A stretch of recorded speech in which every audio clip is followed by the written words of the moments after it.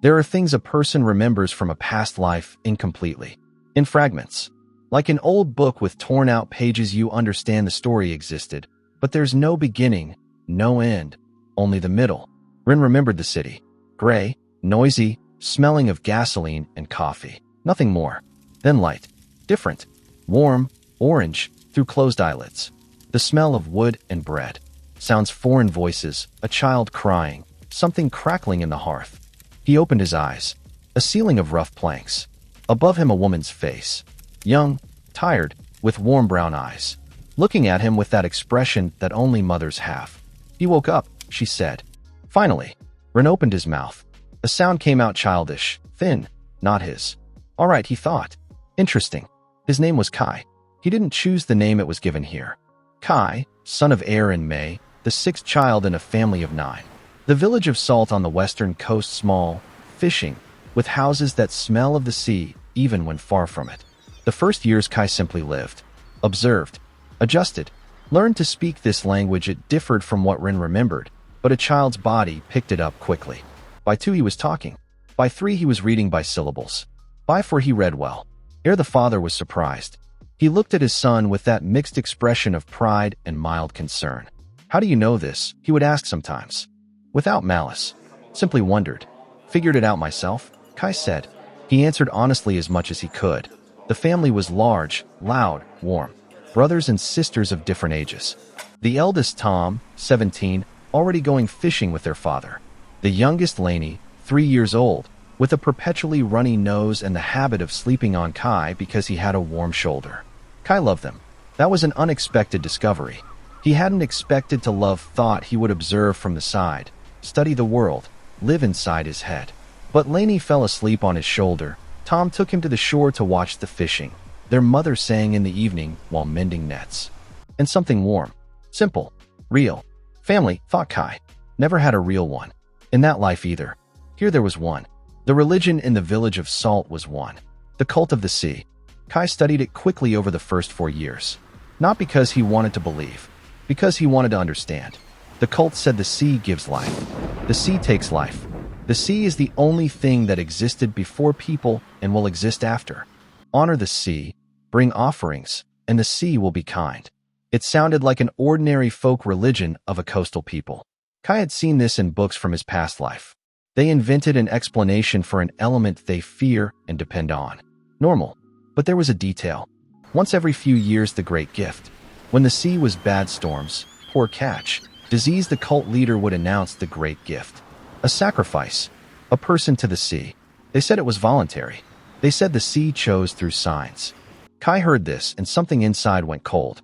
Not fear. A premonition. The sacrifice, a person. This was no longer folk religion. This was something else. The cult leader, Father Nair. Tall, thin, with white hair despite his middle age. He came to the village once a month. Spoke at length, beautifully, about the sea and grace. People listened with that expression that comes when they're afraid, but call it faith. Er believed sincerely. May less so, but kept silent. The children accepted it as a given, like air and water. Kai watched Father Nair. He sometimes looked back. Intelligent eyes, thought Kai. Not a fanatic. A clever man who knows what he's doing. That's worse than a fanatic. In the 7th year of Kai's life, a great storm came. 3 days. The wind broke trees. Waves came ashore farther than people could remember. Several boats destroyed. One fisherman disappeared at sea. The harvest in the fields behind the village flooded with water. The village was silent afterward. Quiet, frightened. On the 4th day, Father Nair arrived. He gathered the people at the stone, a large flat boulder by the shore where services were held. He spoke at length. Kai stood beside Tom, listening. The sea is angry, said Nair. We have not given what is due. We took fish, life, prosperity, and gave little in return. The sea remembers. A pause, theatrical. The great gift is needed. Soon I will see a sign. The one the sea has chosen will be given with honor. People listened. Some nodded. Some looked down. Kai watched Nair. He sees a sign, he thought. Interesting, who decides what the sign is? The sea or you? Tom felt his gaze. Leaned over. Don't look at Father that way, he whispered. It's disrespectful. I'm listening, said Kai. Your face looks like you aren't. I'm listening very carefully, said Kai. That's why this face. Tom didn't understand. straightened up. Nair at the pulpit looked at Kai again. For a long time, Kai did not lower his gaze. 3 months passed. Nair appeared again, this time suddenly, in the middle of the week, without warning. He came straight to Air's house. Kai was inside reading. He heard voices outside. He came out. Nair stood at the threshold, 2 of his men beside him. He was speaking with Air quietly, seriously. Mei stood behind her husband's shoulder. Her face was white. He saw Kai. "There he is," said Nair. Warmly, gently. "Come here, son." Kai approached. Stopped 2 steps away. "The sea has chosen you," said Nair. Simply, the way one speaks about the weather. "I have seen the sign 3 times. 3 is the number of certainty. You are the great gift this year." Kai looked at him, then at his father. Air stood, large, sturdy, with hands that could haul a net full of catch without effort. He was not looking at Kai. At the ground. "Father," said Kai. Air raised his eyes. Something in them. Not coldness. Not indifference. Something more complex and therefore more frightening. Suffering. And submission. Side by side. "The sea has chosen," said Air. His voice quiet. Broken. "This is an honor, Kai. A great honor." "Honor," thought Kai. "My father calls the death of his child an honor." Mei behind him. She said nothing. She clasped her hands before her. She wept quietly, without sound, only her shoulders. Kai looked at his mother, then at Nair again. "When?" he asked. "In 7 days," said Nair. He smiled. "Prepare yourself. This is a beginning, not an end." A beginning, thought Kai. Yes, perhaps. For 7 days Kai lived as usual. Almost. He watched the village. The way people looked at him now. Some with pity. Some with that relief that is shameful to admit. They didn't choose mine. Some looked away. No one came to say it was wrong. Tom came on the 3rd day. He sat beside him on the shore.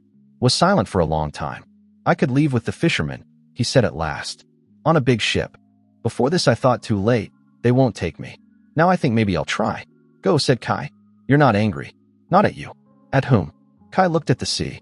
"Gray today, calm." "I'll figure it out," he said. Tom was silent.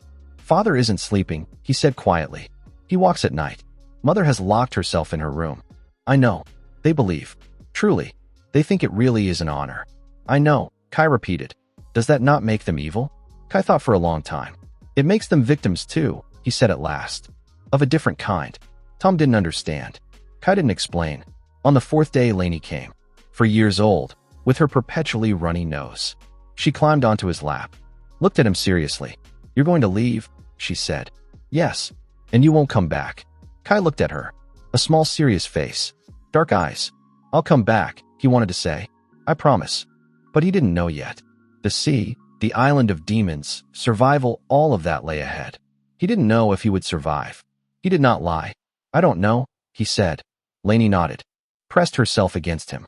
Sat there for a long time. On the 6th day in the evening Kai sat alone at the stone. It was growing dark. The sea sounded as usual, steadily. He thought, what do I know about the sea from here to the demon mainland? They say 3 days to the northwest. They say no one has ever come back. They say the demon mainland is cursed. What do I know about survival? Much from my past life. Books, articles I had read.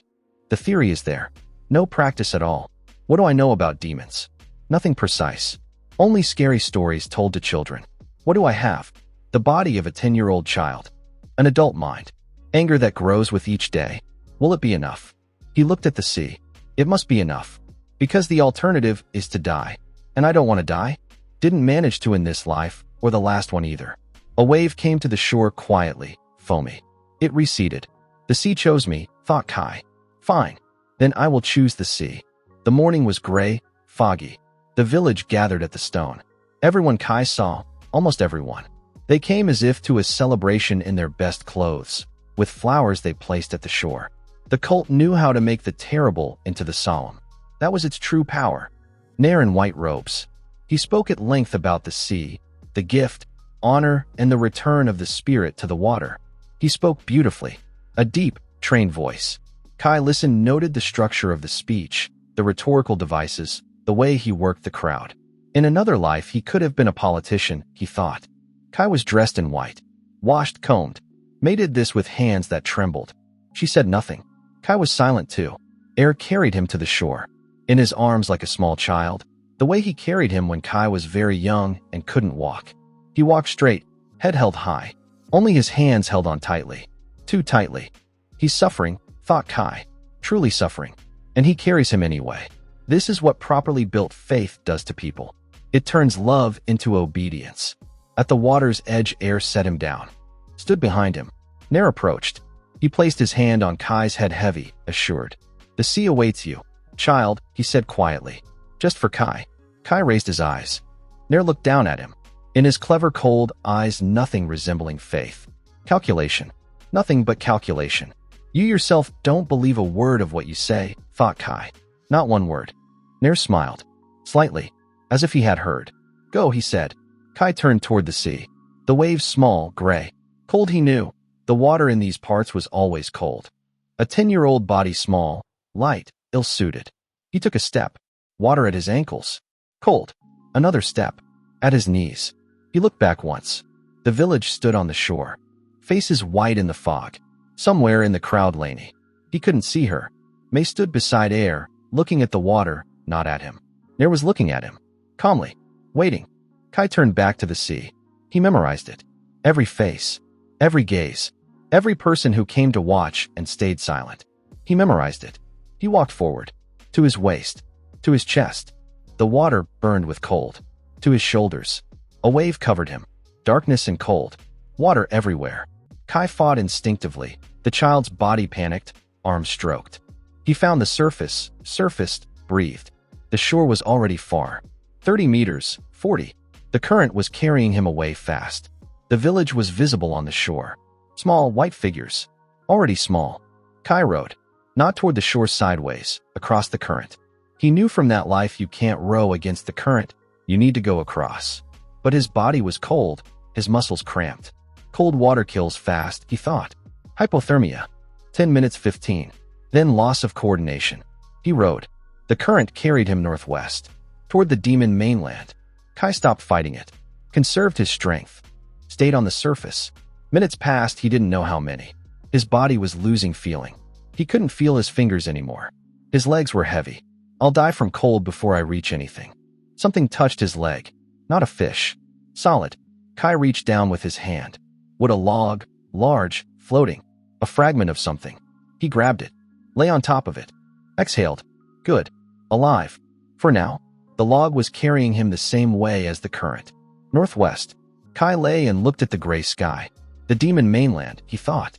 Fine. It can't be worse than drowning. Probably. He came to on the shore. He was lying face down in black sand. Not gray, not ordinary black. Fine, shimmering. Warm despite the fog outside. As if heated from within. Kai got up. Slowly. His whole body ached. Soaked through, with sand in his hair, with numb hands. He looked around. A long, curved shore. Black sand. Behind him a forest. Not an ordinary one. Dark trees, tall, with bark almost black. The leaves not green. Dark violet, almost black. Through them a reddish light. Although the sky outside was gray. The air was different. Heavy, warm, with a smell Kai couldn't name. Bittersweet, spiced, alive. The demon mainland, he thought. Real. Not a fabrication, not fairy tales. He stood. Examined himself, white ritual clothing, soaked through. No shoes. No knife. Nothing. Fine. From zero means from zero. First priority warmth and water. The forest was warm inside. Kai cautiously entered the trees closed overhead, a reddish half-light. Almost quiet. Something rustled far away, something dripped. He found a stream. Not black clear, fast, over black stones. He tested the water fresh. Drank greedily. Then stopped. He looked at the hands he had drunk with. The water was cold. But his hands felt no cold. Not at all. As if slightly numb, not from cold. Just a different temperature sensitivity. Interesting, he noted. Consequences of the water? Or the air here? He didn't know. He noted it. Night on the demon mainland was red. Not a metaphor. The sky darkened to a reddish hue. There was no moon. Or there was, but a different color. The stars also different, arranged differently. Not the ones Kai had seen from the shore of salt. A different world, he thought. Or a different sky above the same world. I don't know. Doesn't matter for now. At night the sounds came. The forest came alive with darkness. Not in a frightening way, differently. As if something that slept during the day was waking. Distant cries of creatures. A rhythmic rumble, that came from somewhere deep in the earth, the cracking of branches where there was no wind. Kai sat by the stream behind a large stone. He didn't light a fire. No tools, no skill, and most importantly, fire attracts. He sat quietly, listened, study before you move. That's the first rule of survival in an unfamiliar place. A creature passed close by. He saw it between the trees, large, bigger than a human. For legs, 2 additional joints on each. Dark gray, with something glowing along its spine faintly, intermittently. It walked, didn't see Kai, or saw him, and ignored him. It left. Kai didn't move for a long time after. A demon, he thought. Or just a local animal that people call a demon. It didn't attack. So not a predator? Or just full? I don't know. I need more information. I need time. The night passed. By dawn, Kai dozed off, sitting up. Briefly, lightly. His body demanded it. He woke up alive. Alone. The forest already quiet. Day 1, he thought. Survived. He stood. Went to explore. 3 weeks of survival. Not beautiful. Not heroic. Dirty. Hard. Frightening. Sometimes the child's body was afraid, even when his mind said calmly, "Look, analyze." The first 3 days' food. He ate what he recognized: berries, roots, something like mushrooms, but with a violet cap. The first time he tried a violet mushroom, he spent the night with a stomachache. He survived. Noted, violet ones no. Dark red fruits on low bushes, yes. Bitter, hard, but not poisonous. By the end of the first week, he found what looked like burrows in the ground. Small animals resembling rabbits, but with an extra pair of ears. He caught one with a trap made of branches. He didn't know how to kill with his hands in that life. It had never come up. He had to learn. The first time he couldn't. He let it go. Then sat and was angry with himself. The second time he could. He had been hungry for 3 days. That helped. The second week, shelter. He found a hollow in the cliffs by the shore. Small, dry.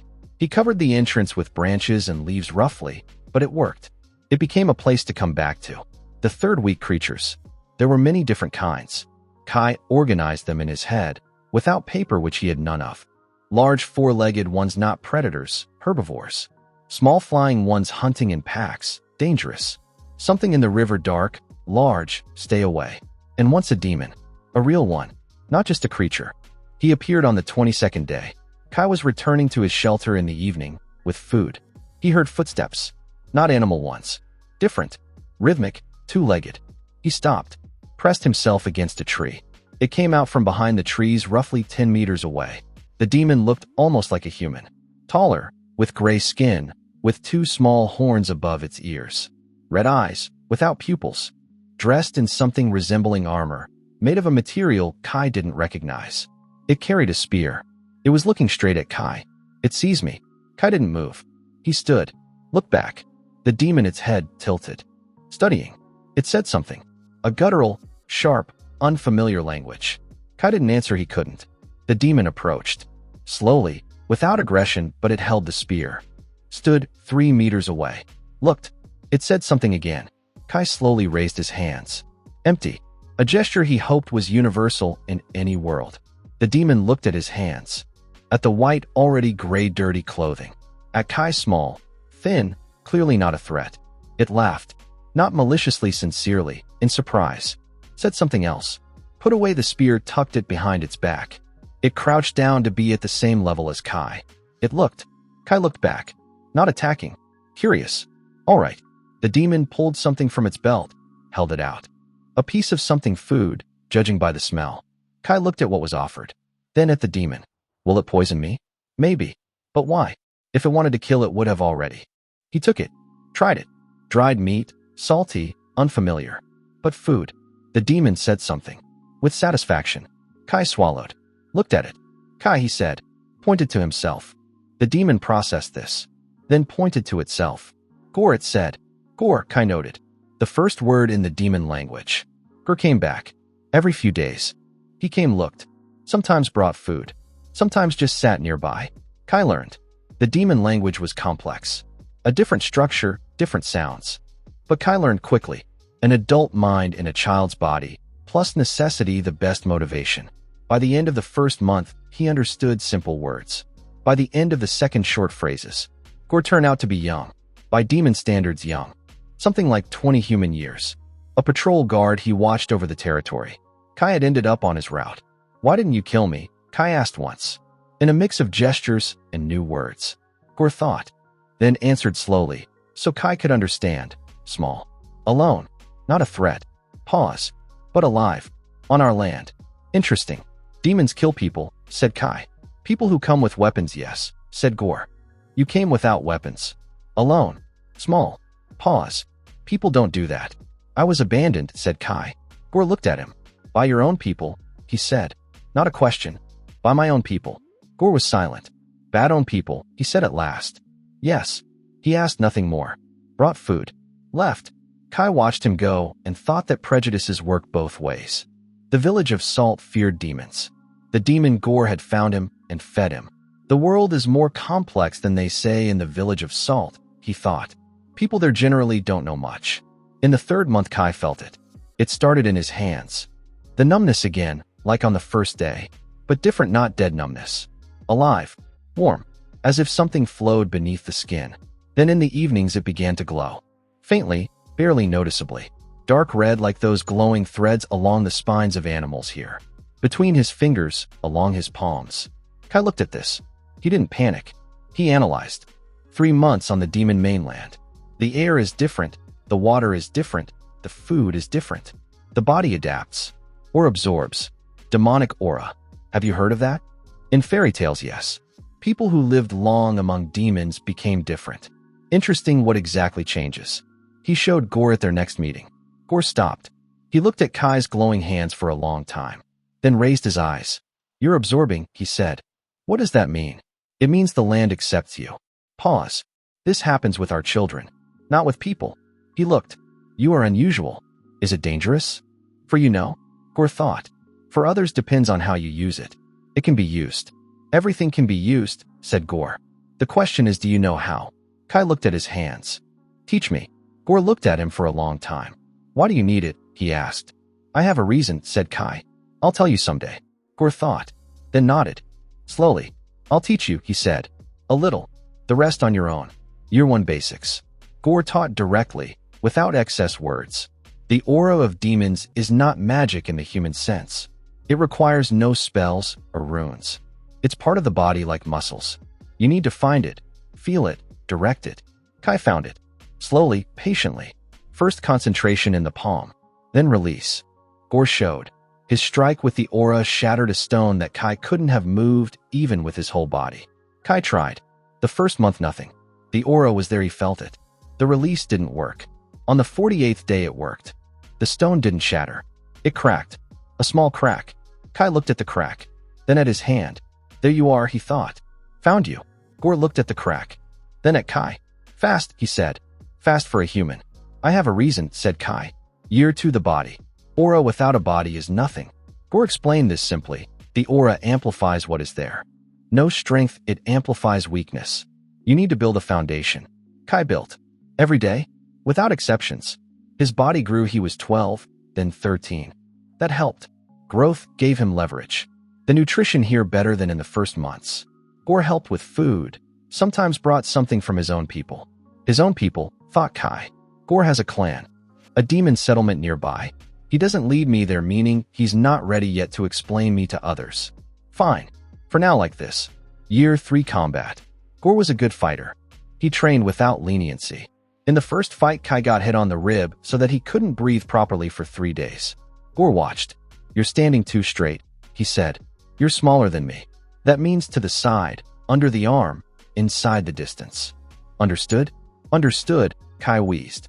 Again, again, and again, and again.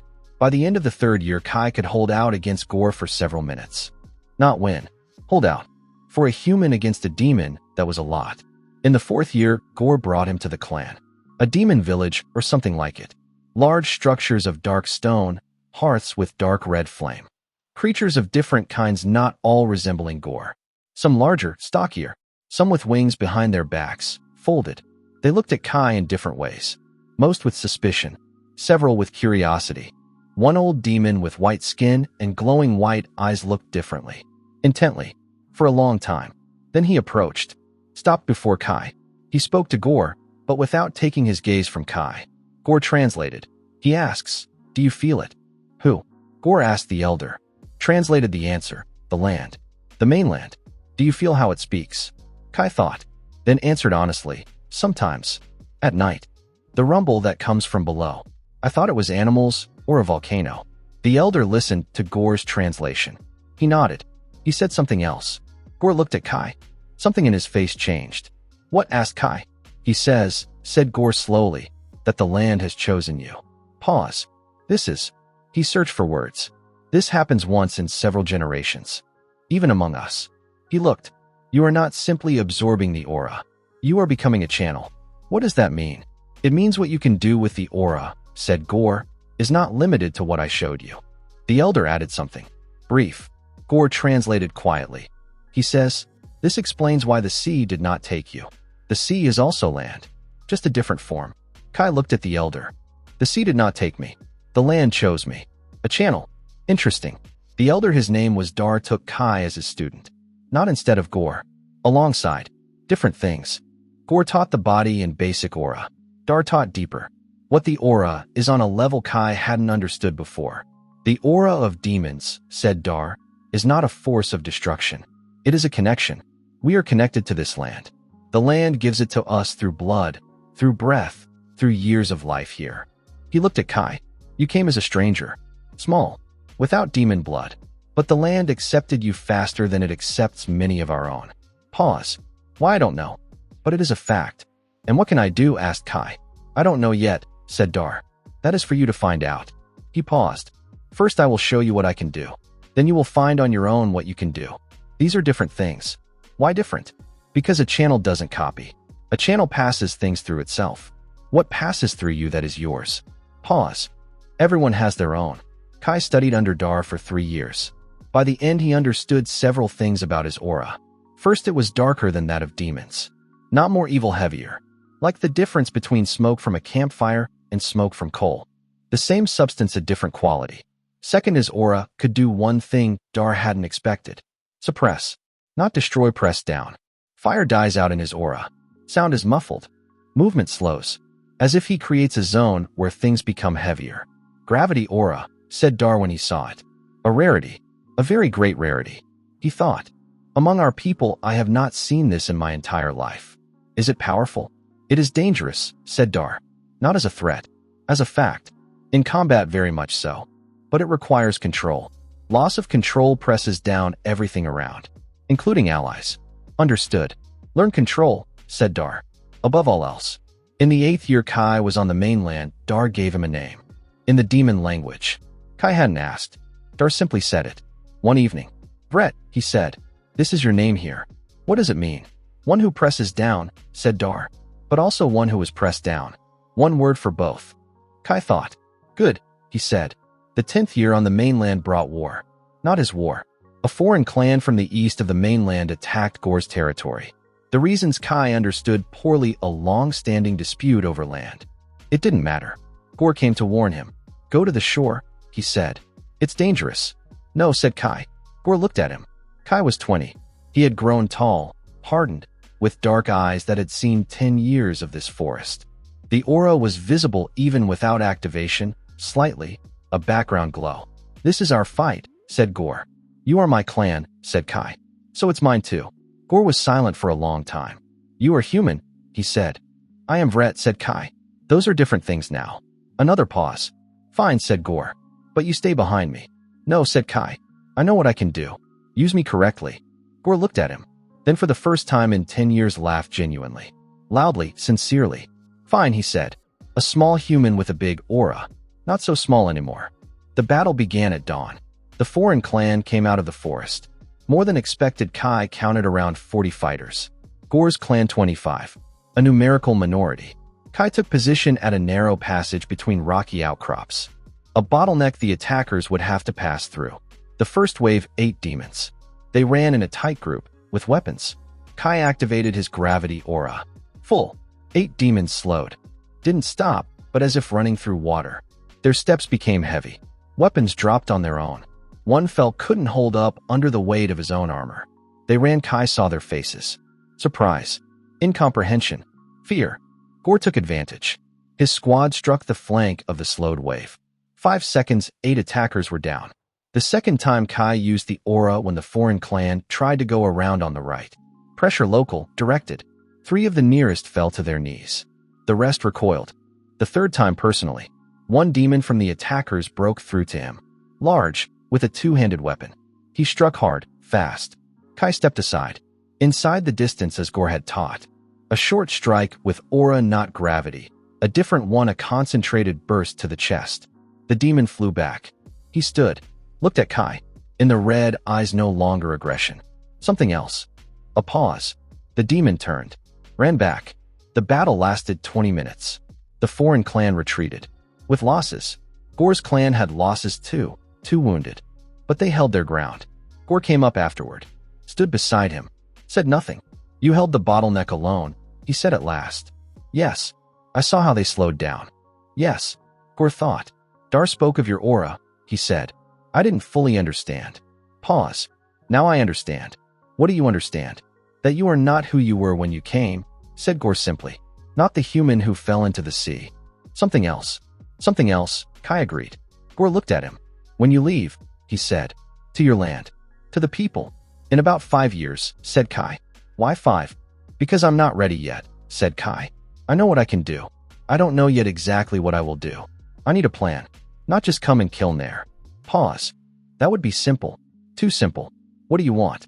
Kai thought. For a long time. To destroy the cult, he said. All of it. Not one person, the whole structure. So there are no more children thrown into the sea. Pause. And to look my parents in the eyes. To find out what they feel now. Whether they are still alive. Those are different tasks, said Gore. Yes. That's why 5 years.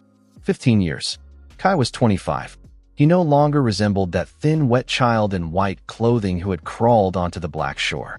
Tall, not huge. Hard, in the good sense of the word. Movements economical, precise. The habit of 10 years of life in a forest where a superfluous movement could attract attention. His face calm. Dark eyes with that deep quality that comes to people who have lived long in silence and darkness. Not empty full. Simply not superficial. The aura almost invisible in a calm state. Only if you looked carefully, the air slightly darker at the skin. Like a shadow with no source. Gore stood at the shore, watching as Kai checked the boat, small, of dark wood, built over the past year together. Enough for one person for several days on the open sea. Alone, said Gore. Yes. To the human mainland. Yes. No one knows you there anymore. That's exactly why it's good, said Kai. Without taking his eyes from the rope he was checking. Gore was silent. Over 15 years they had learned to be silent together, not awkwardly. Simply a silence that says more than words. Kai knew what Gore was thinking. Gore knew that Kai knew. Dar asked me to pass something on, said Gore at last. What? The gravity aura on the open sea. Be careful. Water is a different medium. You don't know what the pressure will do to the currents. Tell him I know. He knows you'll say you know, said Gore. That's why he asked me to say it twice. Kai stopped. Looked at Gore. Something like a smile at the corner of his mouth. A rarity for him now. Tell him I heard it twice. Gore nodded. A pause. You'll come back, said Gore. Not a question. I won't make a promise, said Kai. But I intend to. An intention is not a promise. An intention is more honest, said Kai. A promise implies I control the outcome. I don't control it. Pause. An intention means I will do what is needed to come back. That I can promise. Gore thought. Fine, he said at last. He approached. Extended his arm, not a handshake. A different gesture, demon style. Forearm to forearm. Firmly, for a moment. Brett, said Gore. Gore, said Kai. They let go. Kai pushed off the boat. Jumped inside. Took the oars. The shore of the demon mainland, black sand. Dark forest. Reddish light between the trees slowly fell away behind him.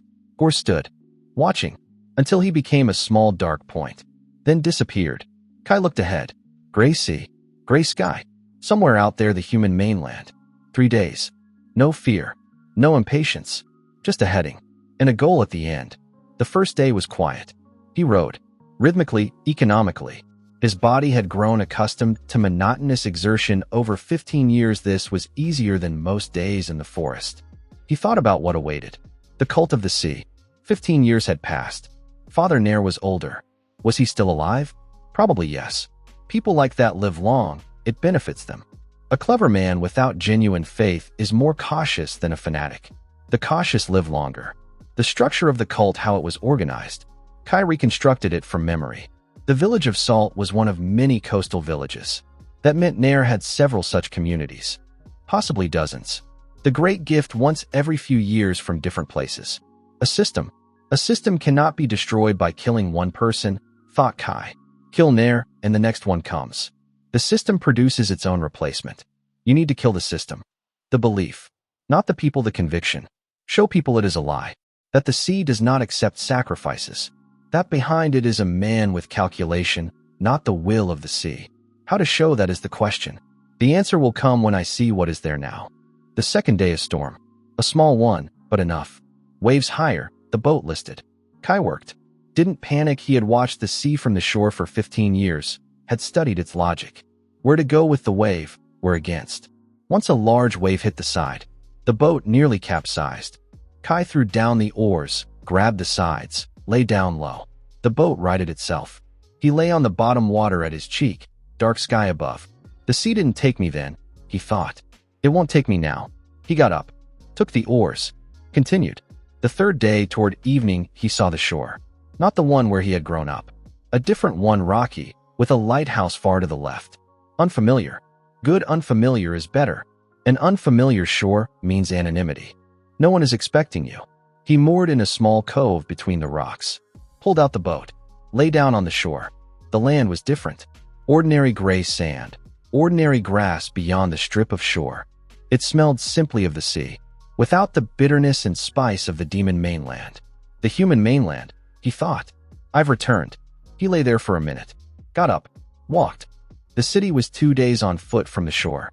It was called Port Ara, a trading city, with several thousand inhabitants. Large by the standards of this coast. Kai entered it on a gray, rainy day. He walked the streets, looked around. People ordinary.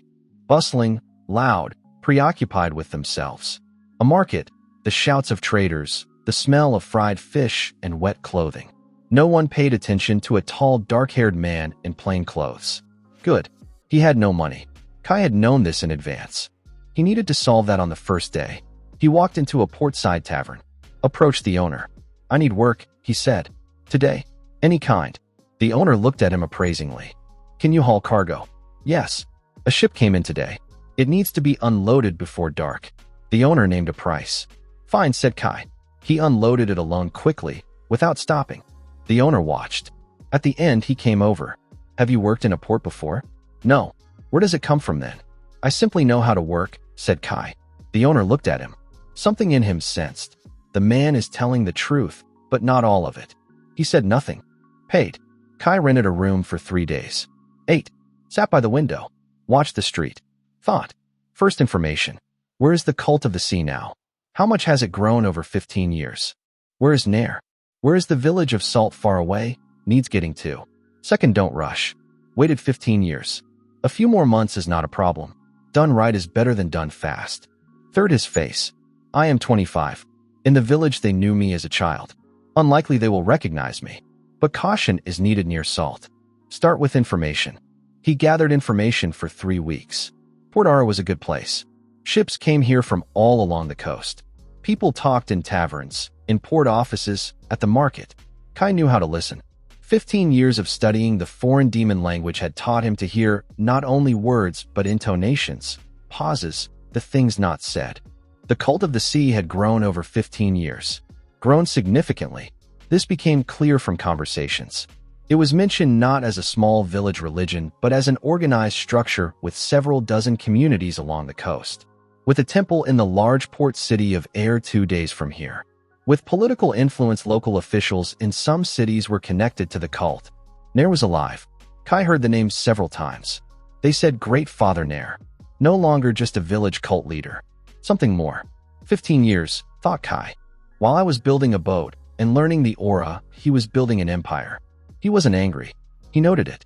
The great gift continued. Kai heard about this carefully, reading between the lines in several conversations. Not everyone spoke openly. The cult had become influential enough that criticism was dangerous. But people whispered. Children disappear from coastal villages. They say the sea takes them. They say they are given willingly.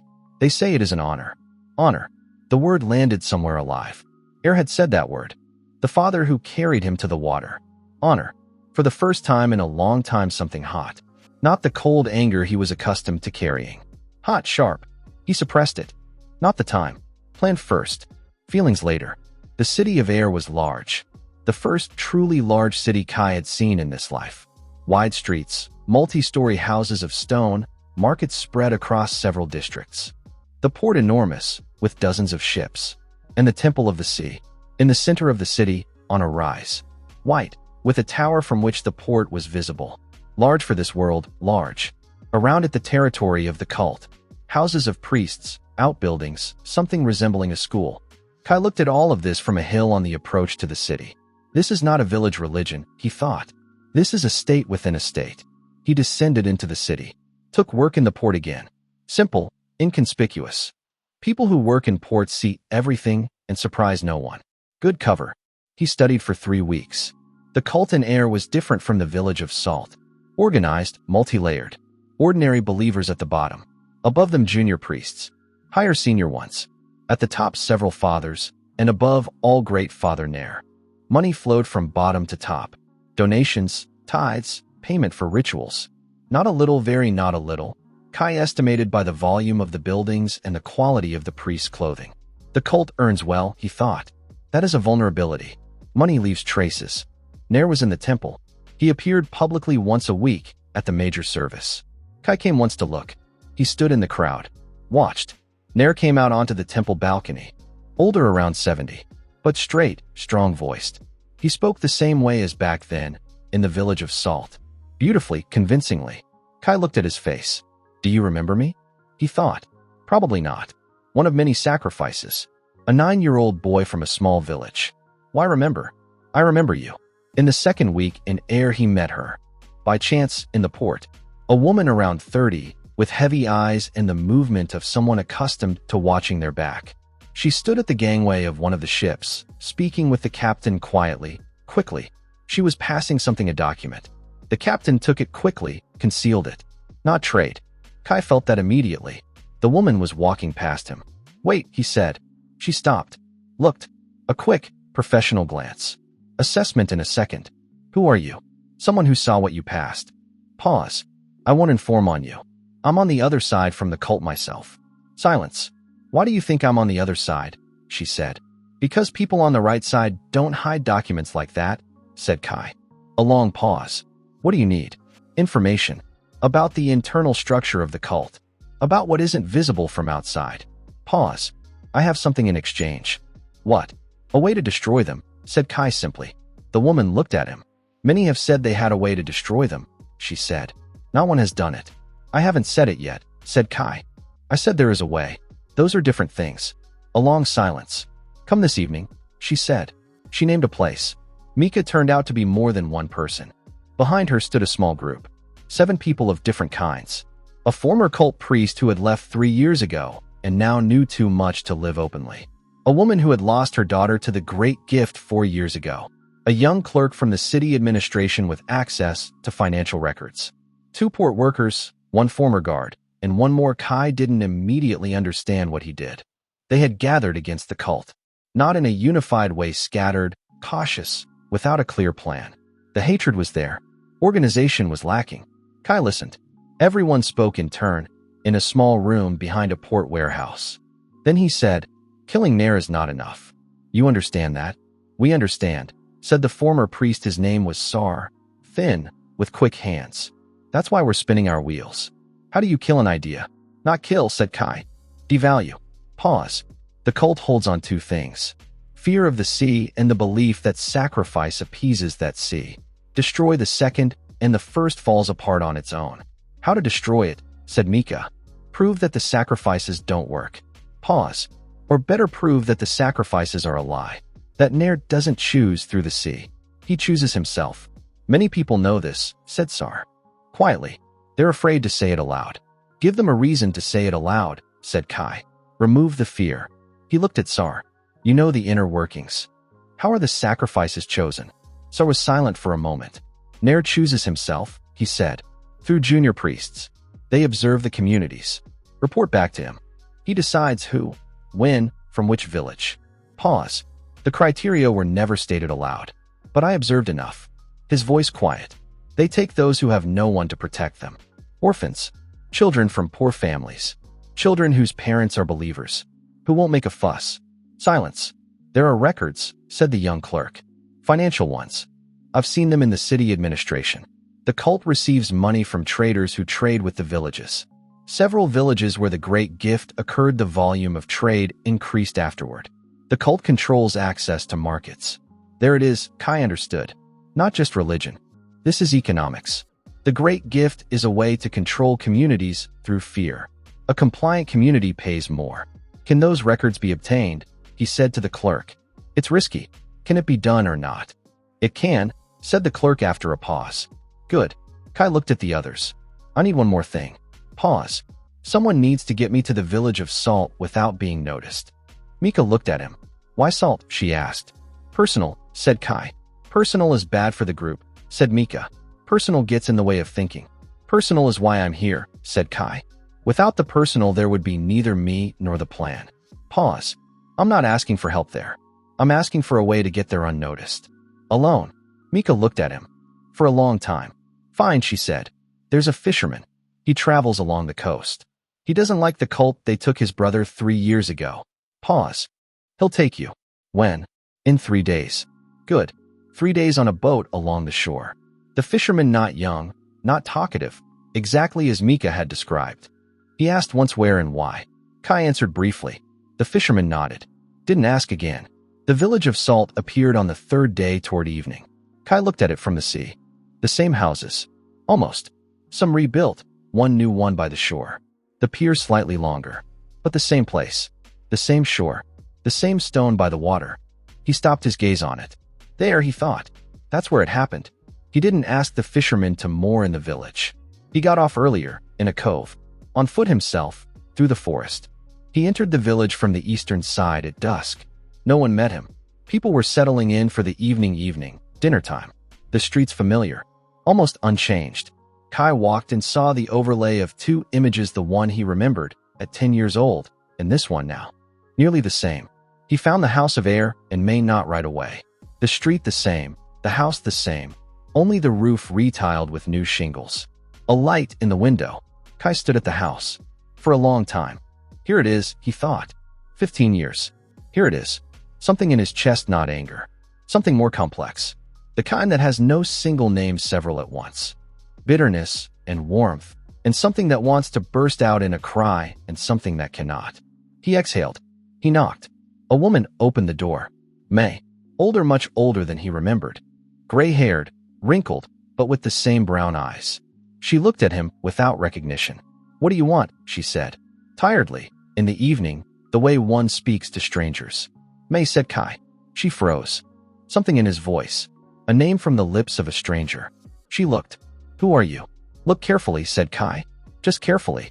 May looked. 1 second. 2. 5. Something changed in her face. Slowly, like ice that melts. Layer by layer. No, she said quietly. Yes. No. Louder. That's impossible. Mama, said Kai.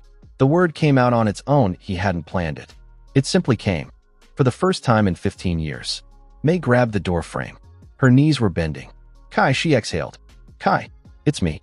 She didn't embrace him. Not right away. She looked the way one looks at something one doesn't believe. Then slowly, as if afraid it would disappear, she raised her hand. Touched his face. Cheek, cheekbone, forehead. Real. She wept, not quietly like that time on the shore. Loudly, truly. 15 years it had waited for release. Kai stood without moving. He gave her time. Air came at the sound. From the depths of the house, quick footsteps. He came out into the hallway. Saw his wife, a stranger, didn't understand. What? Air, said May. Her voice broken.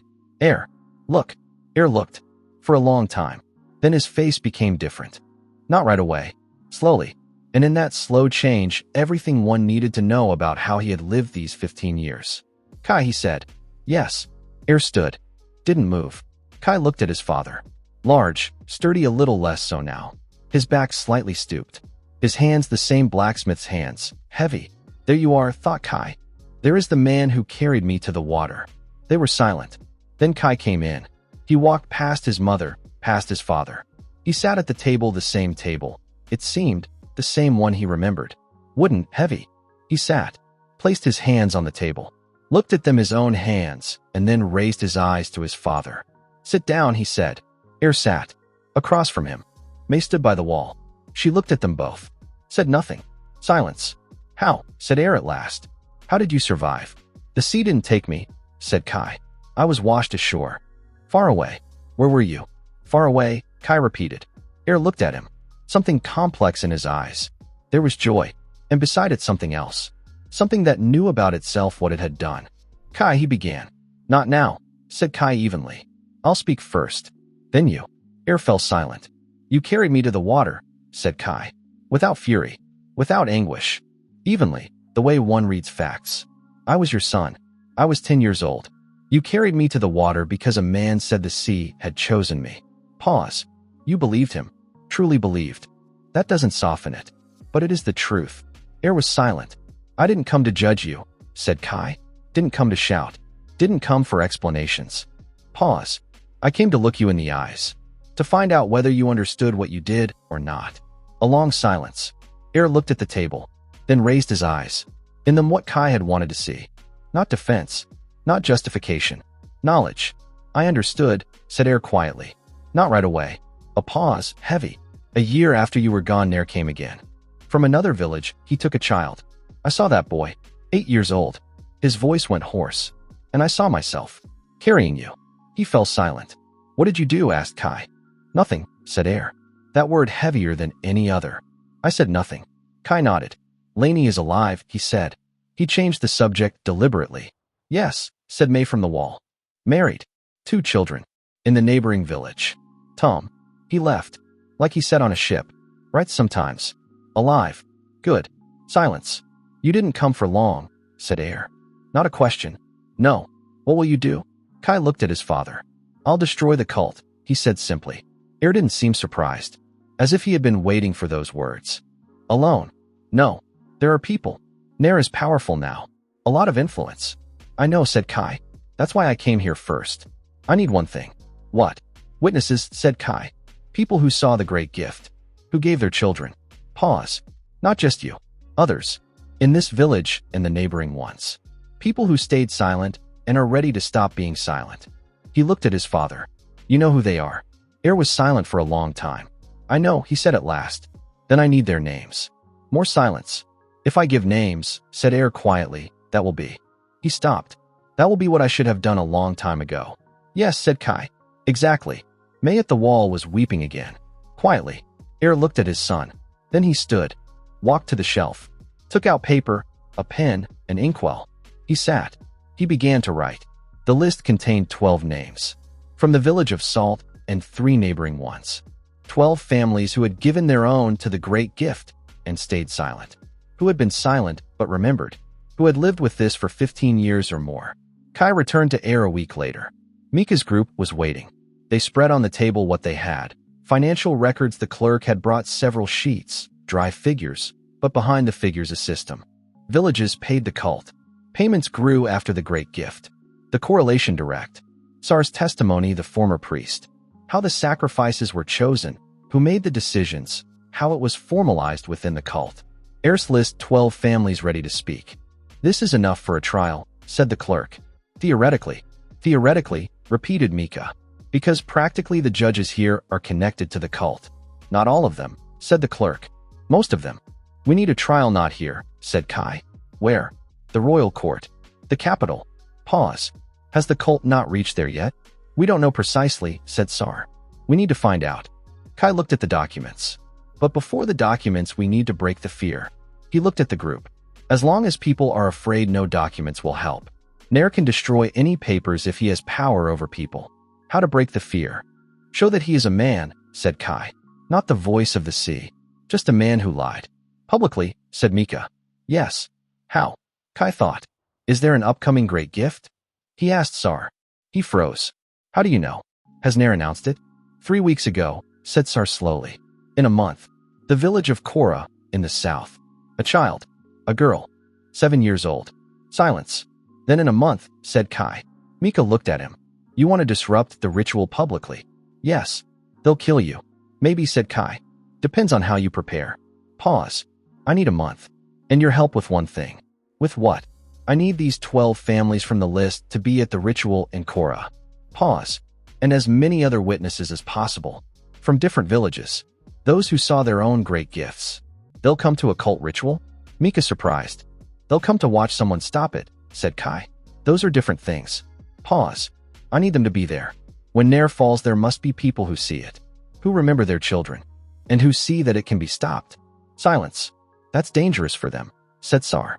Less dangerous than what they've already lived through, said Kai. A long pause. I'll go to them, said Air quietly. Kai turned. His father was standing at the door. He had followed. Kai didn't seem surprised. I'll tell them they need to be there. They'll listen to me. Pause. I must do this. Kai looked at his father. Good, he said. They prepared for a month. Each one did their part. The clerk organized the documents, prepared copies in several versions, sent one with a reliable courier to the capital. Sar wrote his testimony. In detail, with dates, names, details that only someone on the inside could know. Dozens of pages. Mika was establishing contacts with journalists from several city broadsheets. Not all of them were afraid. Some had long been looking for material on the cult. Air traveled to the villages. He came back silent, tired, but each time with names. Kai prepared differently. Every morning by the sea. Not for labor, for careful work with the aura. The human mainland was different from the demon mainland. The air lighter, the land different. The aura felt different. He needed to adjust to the new environment. The difference was like swimming in fresh water after salt. The same movements, different resistance. By the end of the second week, he had adjusted. The gravity aura worked. Even here. Perhaps weaker than there. But it worked. The third week, Kai walked around the Temple of the Sea. Not to the services around it. He studied. The architecture, the guards, the routes. How Nair entered. How he left. How many people were always beside him. For constantly. 2 at the doors, 2 behind him. Serious. Trained. Nair trusts no one. Thought Kai. Not even his own. For bodyguards constantly. This is not a confident man. This is a frightened man. Good. Frightened men make mistakes. A week before Korra, Kai did one last thing. He wrote to Gore. A short letter he gave to the fishermen who knew how to pass things on to the demon mainland. Not a request for help. Simply a story. What he had found. What he was planning to do. He ended with one sentence. Anger is fuel, not the driver. This isn't anger. This is work. He sealed it. He gave it away. The village of Korra was small, southern. A fishing village, like Salt. They arrived the day before the ritual. Kai with Mika and Sar. The rest of the group, one by one, inconspicuously. Air with 14 people from the coastal villages. They had arrived by different roads, were staying in different houses. Around 40 people in total. Who knew why they were there? The village of Korra didn't know. The locals were preparing for the ritual with mixed feelings. Kai observed. Some genuinely believed. Some were afraid. The girl's parents, the father was silent. The mother walked with a face Kai knew. He had seen it once in the reflection of water in the first year on the demon mainland. The face of a person who has nothing left inside, only the emptiness from what had been. The evening before the ritual, Kai found them. The parents. He knocked. The father opened the door. He looked. Go away, he said. This is our affair. Your daughter will not die tomorrow, said Kai. It is the will of the sea. No, said Kai. It is the will of Nair. He chooses. Not the sea. Pause. Tomorrow you will see this yourselves. I need one thing that you don't give her yourselves. Don't carry her to the water. Pause. Can you do that? The father looked at him. Who are you? The great gift. 15 years ago. The village of Salt. Pause. I survived. A long silence. The sea did not take you, said the father quietly. No. Because you were worthy. No, said Kai. Because the sea doesn't take sacrifices. The sea is simply the sea. Water. It doesn't want children. Nair wants your silence. Pause. Those are different things. The father looked at him. The mother came out from the depths of the house. She stood behind her husband's shoulder. She listened. What will happen tomorrow? She asked. Tomorrow I will stop the ritual, said Kai. Publicly. In front of everyone. Pause. It may be dangerous. But your daughter will not enter the water. Silence. We will not give her up, said the mother. Quietly. Firmly. Good. The morning of the ritual, gray, foggy. The village of Korra gathered at the shore, most of them locals. But Kai saw, among the crowd, unfamiliar faces. His people, scattered here and there. At the left edge of the crowd, beside him several people from his list. Nair arrived, with guards, not 4 more. 8. Good guards, armed, attentive. He's cautious, Kai noted. He sensed something, or simply habit. The ritual began as usual. Nair spoke, beautifully, convincingly. A trained voice, measured words. The crowd listened with the same faces Kai remembered from childhood.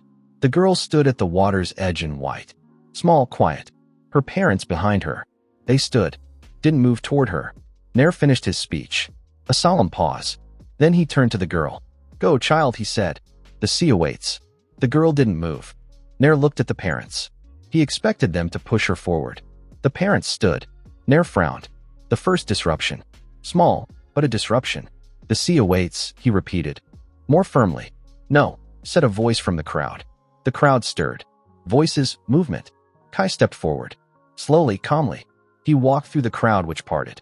Not because they recognized him, because something in him said make way. He came out to the shore. He stood between Nair and the girl. He looked at the old man. Nair looked back.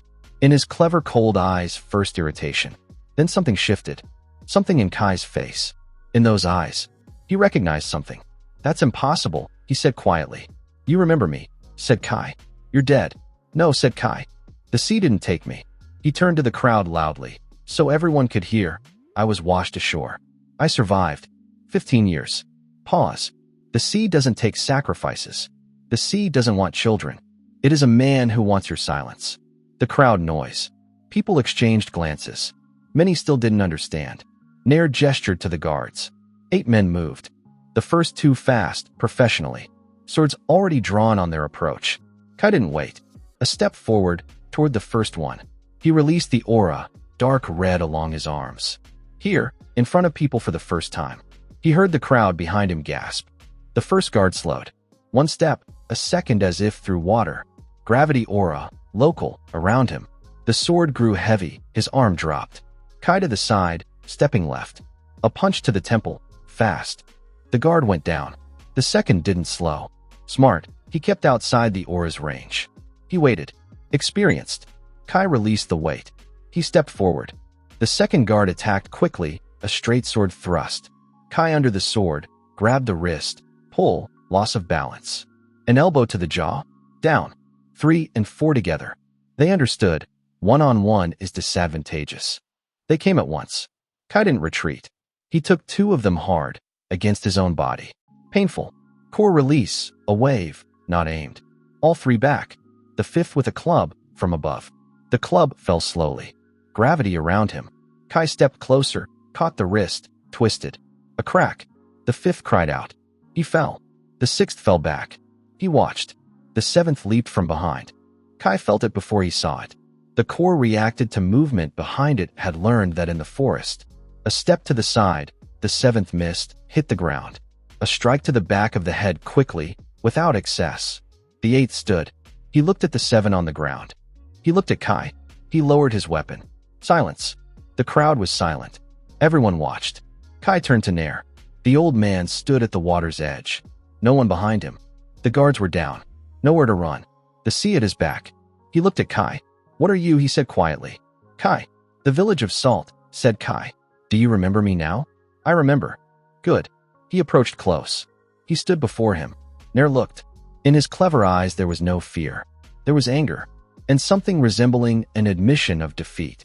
You'll kill me, said Nair. No, said Kai. Nair was surprised. Barely noticeably. No, Kai repeated. Alive you're more useful. Pause. You will tell everything. Before witnesses, before clerks, before journalists. The whole system. Every name. Every village. Every great gift over 20 years. He looked at him directly. You will tell because if you don't, the documents already sent to the capital will tell without you. And then you'll have nothing. No deal, no leniency. Nair was silent. And if I tell? A trial. Fair. As much as that's possible. Pause. That's all I can promise. Nothing more. Nair looked at him for a long time. A clever man, thought Kai. He's calculating. Comparing options. Fine, said Nair at last.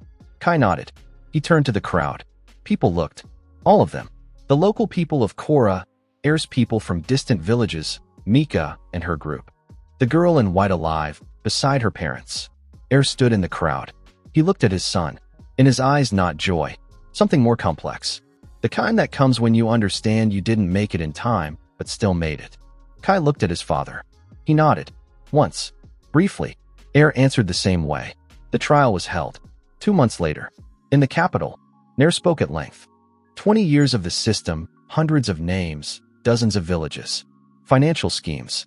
Connections with officials. They listened for a long time. A great scandal. The cult of the sea didn't fall apart in a single day.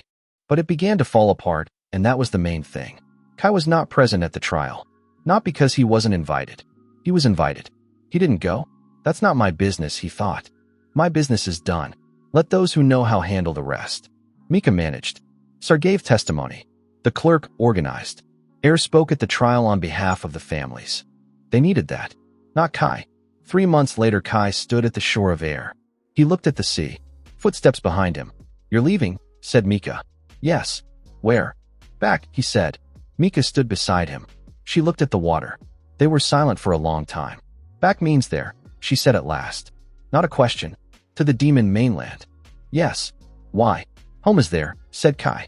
Mika thought about that. Then, a home could be here too. Pause. After the trial, the cult falls. There will be rebuilding. The coastal villages without the cult, that's chaos at first. People who know how are needed. She looked at him. You know how? I know, said Kai. But it's not mine. Explain. Kai thought. For 15 years I was coming here, he said. Anger carried me. The goal was clear. Nair, the cult, my parents. Pause. Done. The anger has been used. Now what? Stay and build. That's good work. Important. But not what I'm made for. What are you made for? Kai looked at his hands. The dark red glow barely visible in the daylight. The aura that had absorbed 15 years of another land. Gore said once, he said, that their mainland is also changing. Something from the east is pressing. New clans, new creatures that hadn't been seen before. Pause. Dar said the same thing before I left.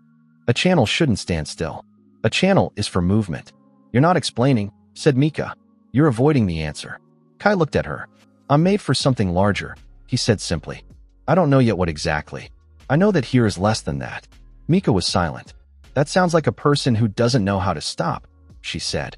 Maybe, Kai agreed. Or a person who knows that stopping now isn't peace, it's stagnation. A long pause. Does Lainey know you're leaving? Said Mika. Not yet. Will you tell her? Yes. And your parents? Already told them, said Kai. Yesterday. How are they? Kai didn't answer right away. Father said come when you can, he said at last. Mother wept.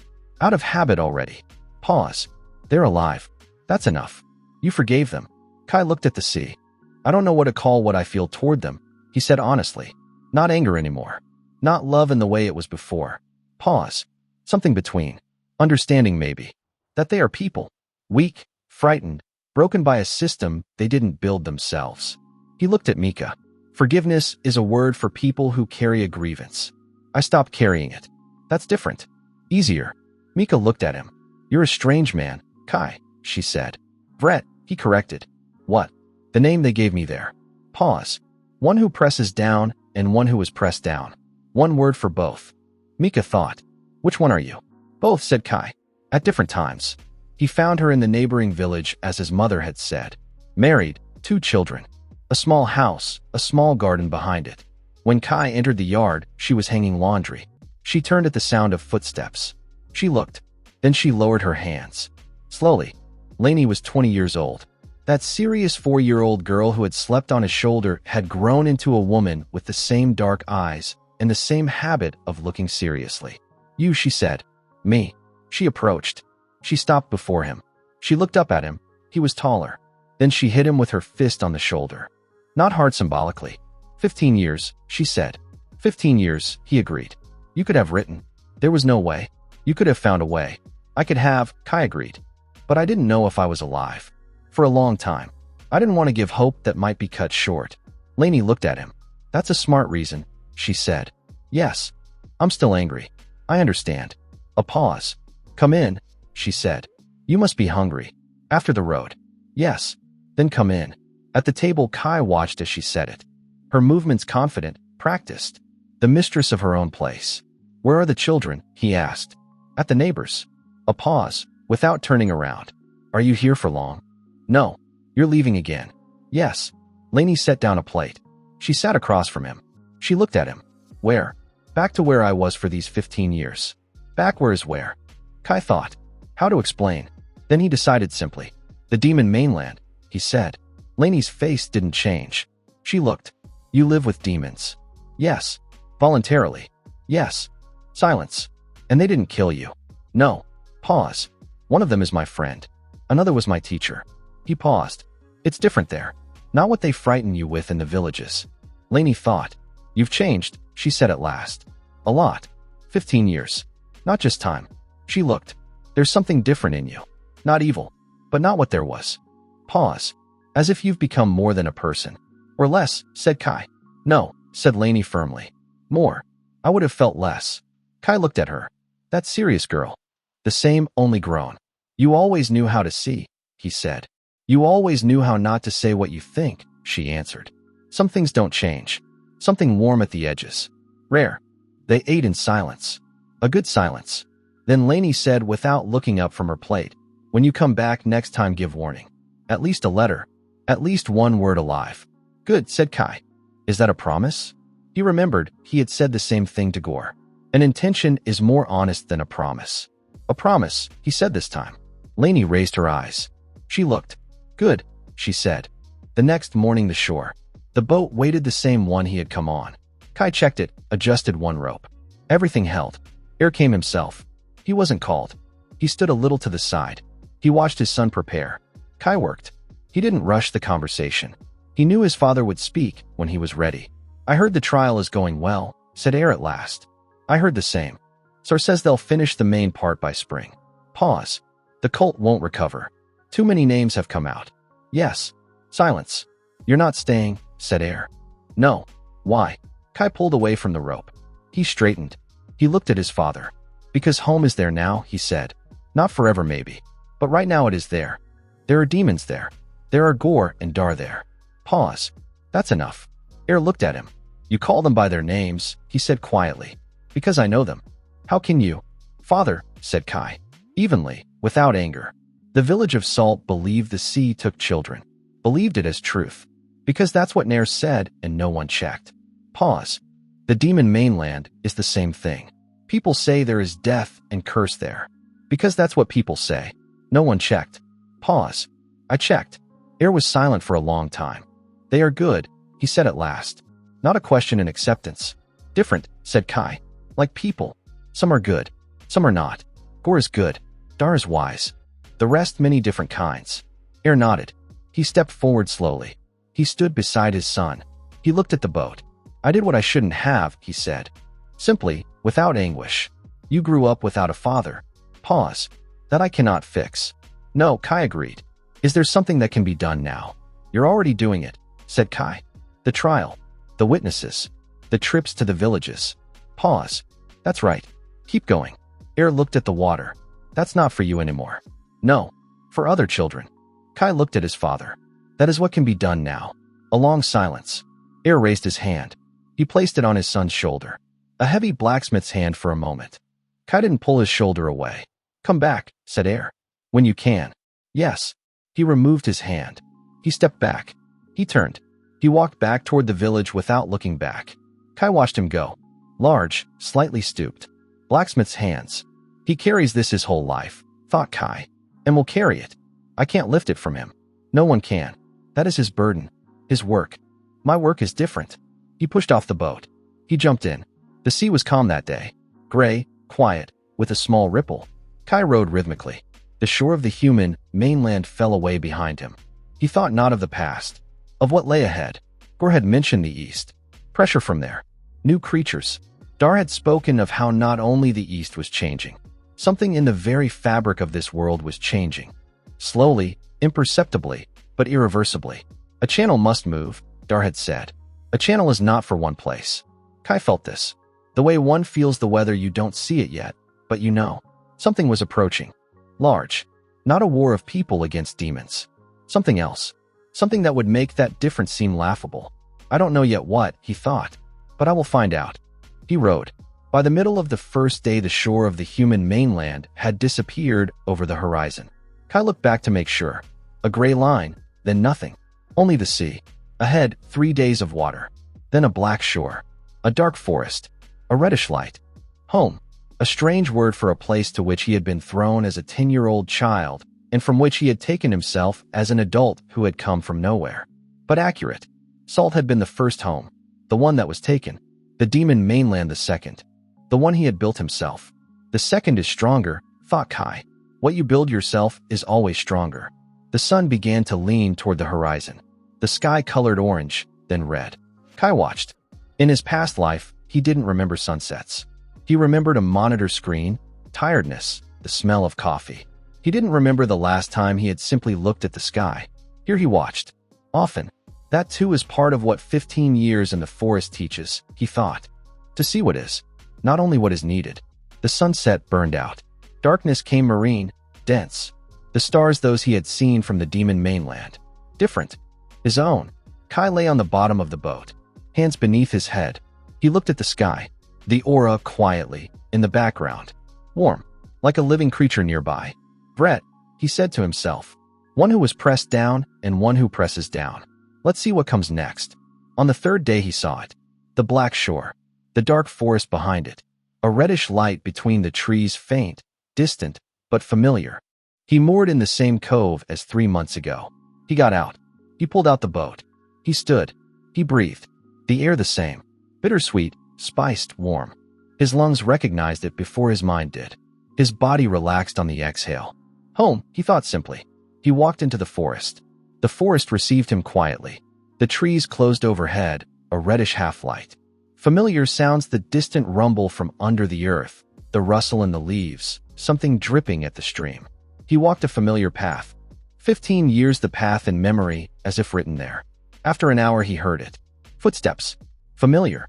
Rhythmic, two-legged, heavier than a human's. He stopped. From behind a tree came Gore. He stopped 3 meters away. He looked. Kai looked back. A long pause. You came back, said Gore. I came back. You did what you wanted. Yes. Everyone's alive. Nair is alive. My parents are alive. My sister is alive. Pause. The cult is falling. Gore thought. You've changed, he said. 3 months. Not time. Gore looked at him attentively, the way those who can see auras look. Something has left from inside. Something heavy. Anger, said Kai. All of it. No. Kai thought. Not all. It became different. Pause. Before the anger was because of what was done to me. Now because of what is done to others. He paused. That's a different anger. Less hot. More lasting. Gore looked for a long time. Better, he said at last. In one word. Yes. A pause. Dar is waiting, said Gore. He says the channel came back sooner than he thought. How did he know you'd come back? Gore smiled slightly. A rarity for him. He says the land felt it. Pause. I don't understand such things. But Dar says it. Kai nodded. They walked together. Along the path Kai knew like his own breathing. The forest around alive, dark, his own. Gore, said Kai as they walked. Yes. You spoke about the east. Pressure from there. I did. What exactly? Gore walked. He was silent not because he didn't want to answer. Because he was searching for words. Creatures not seen before, he said. Coming from the east. Not our demons. Different. Pause. Dar says the east is where something large came from long ago. Very long ago. Something that fell asleep. Pause. And is waking up. Kai stopped. Gore stopped too. He turned. They looked at each other. Something large that fell asleep. Kai repeated quietly. Yes. He remembered the quiet ones in the city of air. A woman with cold, clever eyes. An ancient creature. Hadn't seen the surface for 1,000 years. It's waking. Gathering an army. They knew. From the human mainland they knew. And from the demon mainland they know too. The same thing. From both sides. Dar will tell you more, said Gore. He had seen something in Kai's face. Yes, said Kai. Let's go. They walked faster. The forest closed overhead. The reddish light ahead grew brighter. Gore's settlement. The hearths. The houses of dark stone. Somewhere there Dar with white eyes who had called him a channel. A channel is not for one place, he had said. A channel is for movement. The human mainland done. What's next? The east. Kai walked through the forest that had become home and thought that home is not walls and not a shore. Home is the place you leave and come back to. And what awaited ahead was large. Larger than the cult. Larger than one village or one city. Something that had woken after 1,000 years. Interesting, he thought. And that word again, not fear. Simply interesting. The forest parted the settlement ahead. Fires. Voices. The smell of smoke and that particular bitterness that could not be mistaken for anything else. Gore walked beside him. Kai entered. Dar sat at a hearth. Not a large one, small, in his own house. Stone around it, dark, warm. The light from the fire reddish as everywhere here, but at Dar's a little blue too. Gore had said that old demon's fire changes color. Kai had checked true. He entered. He sat across from him. Dar didn't turn around. He already knew. You came back, he said. I came back. You did it. Yes. Silence. The fire crackled. Dar looked into it, not at Kai. He was thinking about something of his own. Kai didn't rush him. The land felt you half a day before you reached the shore, said Dar. Pause. That wasn't the case when you left. What changed? You became more open, said Dar. The human mainland, you did something important there. Important for yourself. He paused. When the channel is closed from within, the land feels it poorly. You carried something heavy here and carried it back. Now you've left it there. Anger, said Kai. A part, Dar clarified. The part that was personally yours. Pause. What remains is the part that is general. Gore spoke of the east. Dar finally turned his head. He looked at Kai with white, glowing eyes. He did, he said. Tell me more. Dar was silent for a long time. He looked. You remember, he said. I said the gravity aura was a rarity. That I had never seen such a thing. I remember. That was not true, said Dar simply. Kai looked at him. I did see it, said Dar. Once. Very long ago. Before you were born. Before your grandfather was born. Pause. A creature from the east.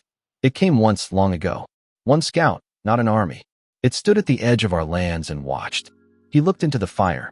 It had a gravity aura. Different from yours, but the same foundation. The same land in it. What happened to that creature? It left, said Dar. Back. To the east. Pause. And everything went quiet. For 100 years. A longer pause. Now again. Kai thought. They are connected to the land as we are, he said. Yes. But to a different land. Dar watched the fire. Our land is alive. Dark, hot, our own. Their land is also alive. But older. Much older. And different. Pause. Dar thought about how to explain. Imagine two fires. Both real. But one burns with wood. The other burns with what burned before there was wood. What burned before there was wood? I don't know, said Dar. Honestly, that is what I don't understand. The elders say ancient matter. What existed before the world became as it is. Pause. It's unclear, but it can be felt. Their aura is dangerous to us. Yes, said Dar. Ours is to them as well. They are incompatible. Like two fires burning on different fuel placed side by side, they become less, not more. They extinguish each other. But they are advancing. Yes. Why, asked Kai. If the aura is incompatible, why come to where it extinguishes you? Dar looked at him. A good question, he said. The first one to ask it. Pause. Because they need the land. Not the aura, the land. Physically, they reproduce slowly. They need more land than they have. The east is full. He paused. They didn't come to fight our aura. They came despite it. Kai sat quietly. He thought. Not a war of auras. A war for territory. That changes the logic. If they come despite the aura extinguishing them, it means the pressure from that side is so great that this is the lesser evil. Something is pushing them out from the east. What is in the far east? Asked Kai. Dar looked at him. For a long time. Now you are asking the right questions, said the elder. The next day, a council of elders. Gore warned in the morning. The clan elders are gathering. Usually once a year, but this one unscheduled. The east. You'll come, said Gore. Was I invited? Dar said you should be there. Kai looked up. Why? Because, Gore searched for words, you're the only one who has been on both sides. Pause. The human mainland and the demon mainland. A channel between the lands. Pause. Dar thinks this matters now. Kai thought. The elders will accept a human at the council. Not all are pleased, said Gore honestly. But Dar carries weight. And you've been here 15 years. That carries weight too. Fine, said Kai.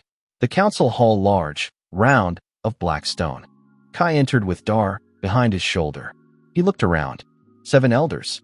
All different kinds, different ages by demon standards. One with 3 pairs of eyes. Another almost without skin, only dark scales. A third a woman, small, with wings folded tightly. She looked more sharply than anyone. They looked at Kai in different ways. Most warily. One openly hostile. Dar sat, Kai beside him, slightly behind. They began at once, without preamble. The elder with 3 pairs of eyes spoke first. Kai followed the language. He understood 90%. 15 years. Maps on the table Kai watched. The demon mainland, the eastern border. Red marks where strangers had been seen. Many red marks. In 3 months, the elder was saying, 17 encounters on the eastern borders. Before there were 3, for in a year. Pause. The movement has accelerated. 3 months, Kai repeated quietly to himself. While he was on the human mainland. What are they like? Asked another elder. The one with scales. Different, said the first. Small scouts resemble ours, but paler. The aura weak, not dangerous individually. Medium ones stronger, in groups. Pause. And something large. Seen once. Only a silhouette. It left before contact. A silhouette, said the elder with scales. Enormous, said the first. Briefly. Silence. Dar spoke. He recounted the aura. What he had told Kai yesterday. They listened in silence, attentively. Then the hostile elder. Large, dark, with 3 horns. He looked at Kai directly. Why is a human here? He said. In the demon language, without concealing it. Dar didn't answer right away. He looked at Kai. Kai understood it was his turn. Because what is coming from the east, said Kai, will not stop at your border. He spoke calmly, evenly. Beyond that is the sea. Beyond the sea, the human mainland. Pause. You can fight alone. You can. But why if you don't have to fight alone? The hostile elder looked at him. Humans fight against us. Humans who know nothing fight against what they fear, said Kai. That is not the same thing. You're talking about an alliance. With humans. I'm talking about information first. Kai looked at him directly. I was there for 3 months. They're too, they know that something is changing. They don't understand what exactly. I understand more now. Pause. Information between 2 mainlands. To start. That's not an alliance. That's reason. Silence. The elder with 3 pairs of eyes looked at Kai. Then at Dar. Channel, he said quietly. To Dar. Yes, said Dar. More silence. What exactly are you proposing? Asked the small woman with wings. A sharp gaze, a sharp question. Reconnaissance to the east, said Kai. Me with Gore's group. To look at what's there. To understand what is pushing them out from there. Pause. That's first. Without that there's nothing to build the rest on. You want to go east, said the hostile one. Yes. That's death for a human. Even with demonic aura. Maybe, said Kai. Depends on how far you go. You don't know what's there. Exactly why I'm going to look. A long silence. Then the small woman said something quietly to the first elder. He nodded. Reconnaissance, yes, said the first. Gore's group. He looked at Kai. You go as an observer, not a commander. Understood, said Kai. Gore commands. Good. The hostile elder looked at him for a long time still. Then turned away. Not agreement, but acceptance of the fact. Dar touched Kai's shoulder. Lightly, barely. Good, that gesture said. In the evening, Gore came himself. He sat beside him at the hearth. Was silent at first. Then, do you understand what the East is? No, said Kai honestly. That's why I'm going. I understand, said Gore. I've been to the border twice. Pause. It's like our forest. But wrong. The trees are there, but different. The air is there, but different. The aura is weaker there. As if the ground beneath your feet isn't yours. Pause. Unpleasant. Physically dangerous. If for long, yes. If quickly tolerable. Gore thought. Your aura is strong. Stronger than most of ours. Maybe you endure it better. Or worse, said Kai. If their land reacts to mine. Maybe, Gore agreed. They were silent. There are 5 of us, said Gore. Me, you, Rek, Sara, Vane. Rek is the best tracker in the clan. Sara is combat. Vane can sense aura at a distance. A good group. Yes. Pause. 3 days to the eastern border. Then we assess by situation. How long maximum beyond the border? Dar said no more than 5 days. Gore looked at him. After that the aura will begin to fade. You won't die immediately, but you'll become less. You'll be a worse fighter. 5 days, Kai repeated. Enough to look. Enough to go in and come out. Whether you see anything depends on what you find. Kai nodded. Gore, he said. Yes. Thank you. Gore looked at him. With that expression Kai had learned to read over 15 years. Not embarrassment, demons didn't get embarrassed. Something like an acknowledgement of significance. Don't thank me until we've come back, said Gore. Fine. We leave at dawn. I'll be ready. Gore stood. Leaving, he stopped at the door. Kai. Yes. There, at the trial. On the human mainland. Pause. Did you win? Kai thought. Enough, he said. Gore nodded. He left. Enough? Kai repeated to himself. Not the victory he had dreamed of at 10. Angry, drowning, clinging to a log.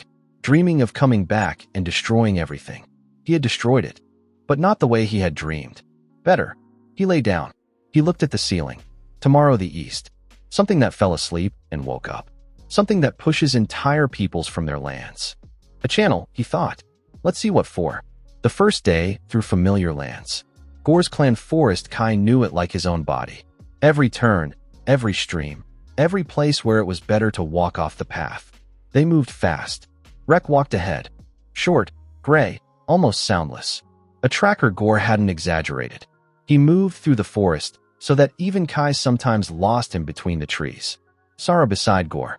Large for a demon, a woman with 4 arms. 2 always held weapons out of habit. She watched Kai at first with that cautious curiosity that comes when you've heard about someone for a long time and see them for the first time. Vane brought up the rear. Young, barely spoke. Kai watched how he walked, sometimes with eyes slightly closed, listening to something the others couldn't hear. An aura sensor. A rarity even among demons. By the evening of the first day they stopped. A small fire, in a pit. Gore ate in silence. Rek didn't eat at all. Kai was surprised. Sara explained briefly. Rek doesn't eat for 3 days before a scout mission. It sharpens the senses. Does it work? Said Kai. For him, yes, said Sara. For others, just hungry and irritable. Lightness in her voice, Kai noted. Sara wasn't hostile. Professional. At night, Vane woke Kai. What? Quietly. I felt something, said Vane. Far away. To the east. Pause. Something is watching. Us. Us. Pause. Or our fire. Kai suppressed the aura. The fire was put out. Gore woke on his own when Vane raised Kai. There was no need to wake him. They sat quietly. An hour later, Vane said, It's gone. A scout, said Gore. Theirs. Far away, said Vane. Very. 2 days' travel. Pause. But it felt us. Good instincts, said Kai. Yes, said Gore evenly. Remember that. The second day, the forest thinned. The trees changed gradually. The same dark trunks, but more and more different ones among them. Lighter, with different bark. The leaves not violet. Gray-white, almost transparent. The air changed. That bittersweet smell of the native forest weakened. Something else appeared. Kai couldn't name it. Not unpleasant, simply foreign. The aura, Kai monitored it deliberately. Still normal for now. The same strength, the same response from the land. But the ground underfoot was already slightly different. He could feel it. By midday, Rek stopped. He raised a hand. Everyone froze. Rek crouched. He looked at the ground. Then a sign to Gore. Tracks. Gore approached. He looked. He showed Kai. Strange tracks. For toes. Wide. Without claws. Too large for something small. Too neat for something heavy. What is this? Said Kai quietly. We don't know, said Gore. Just as quietly. Haven't seen these before. Rek walked along the tracks for several meters. He stopped. He turned. He made a gesture, 2 fingers, then an open palm. 2 of them, Gore translated. They passed this morning. Which direction? Rek pointed west. Already on their territory. They exchanged looks. Scouts, said Gore. The same ones that were watching at night, said Vane. No, said Vane after a pause. Those were farther away. These are different. 2 groups, thought Kai. Some watching from a distance. Others already inside our lands. In parallel. Organized. Do we go back or continue? Asked Sara. Matter-of-factly, without fear. Simply clarifying. Gore looked at the tracks. We continue, he said. But more carefully. They walked. The 3rd day, the border. It was visible from a distance. Not a physical border, no wall, no river. But Kai saw it. Where the dark trees ended and the whitish ones began a line. As if 2 forests had met and decided not to mix. Sharp, almost straight. They stopped before it. Kai looked. He felt with his aura. Beyond the line it was different. The land was different. Not hostile, empty. As if the land beyond the line couldn't hear him. There it is, said Gore. The border. How many times have you crossed? Asked Kai. Twice. Not far. For a few hours. What does it feel like? Like walking blindfolded, said Gore. You get used to the land being under you. That it's alive. There, that's gone. Kai looked beyond the line. The forest there almost white. Quiet. Too quiet, not even birds could be heard. Here there were sounds. They're nothing. Vane, said Gore. I feel it, said Vane. Eyes half closed. There is something there. Living things. Far away, several hours travel. Pause. And something else. Not alive the way we understand it. Different. What exactly? I don't know, said Vane. I've never felt anything like it. Gore looked at Kai. Kai looked beyond the border. There it is. That's what pushes peoples from their lands. What fell asleep and woke up. There's no point in looking without seeing. We go in, he said. The first step beyond the line was physically perceptible. Not pain. Not a blow. The quiet disappearance of something. Like when you leave a warm room for the cold, the body still remembers the warmth, but it's no longer here. The ground underfoot was silent. Kai walked. He listened to his aura. It was there, it hadn't disappeared. But like a lantern on an overcast day. It works, it gives light. Only the surroundings don't respond. The forest whitish, almost transparent. The leaves let through light differently, not the way in the dark forest where there was a reddish half-darkness. Here pale, even, almost lifeless light. Gore walked beside him. Kai could see he was uncomfortable. Not panic, professional discomfort. A tracker in a foreign forest. Wreck ahead, this affected him too, visible in his shoulders. More tense than usual. Sara forearms. Two with weapons, as always. But all four slightly higher than usual now. Higher readiness. Only Vane walked differently, almost with interest. His head slightly tilted, listening. What do you hear? Quietly, Kai. Much, said Vane. This place is saturated. Not with our aura. With another. As if the land here is speaking, but in a language I don't know. Can you understand it? No. But I hear that it's speaking. Pause. A lot. Constantly. They walked for an hour. Then Rex stopped again. Gesture, get down. Everyone to the ground. Kai too. Whitish grass, cold. He looked ahead between the trunks. He saw them. In the clearing, 5 of them. They sat around something. Kai didn't understand right away what exactly, then he saw. Something driven into the ground. A post of a material that was neither wood nor stone.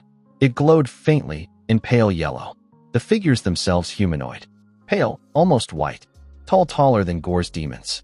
Their movements slow, fluid, as if they existed at a slightly different pace than everything around them.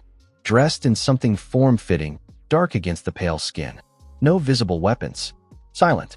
They sat around the post, and Kai watched. It seemed they were doing something with the aura. He felt it faintly in the background. Weakly beyond the border, something emanated from the post, and spread. Slowly, rhythmically. Like breathing. A beacon, Kai understood. Or a source. They are pumping something into the land through this post. Do you see it? Barely audible, to Gore. Yes, just as quietly. What is that? Haven't seen this before, said Gore. They lay and watched. One of the 5 turned his head, slowly, in the direction where the group was lying. Kai froze. White eyes. Without irises. He looked straight ahead, as if he could see them. No, he couldn't see them. He looked through, as if he wasn't looking at the group, but at something behind them. Then he turned back to the post. They exhaled. Gore's gesture, back. They began to retreat slowly, without sound. They pulled back far, then stood. What were they doing? Said Sara. I don't know exactly, said Kai. But the post. It's pumping something into the ground. Rhythmically, constantly. Their aura, said Vane. Slowly, as if checking himself as he spoke. I felt it while we were lying there. It's their aura. Into our land. Slowly. Pause. Very slowly. But constantly. Silence. They're changing our land, said Gore. Yes, said Vane. 1 post, how much can it do? 1 is not much, said Vane. But if there are many such posts, how many might there be? Asked Sara. Silence. Kai thought. There it is, he understood. Not military conquest. Something else. Slowly changing the aura of the land. Making it theirs. Then coming to their own land. Without war.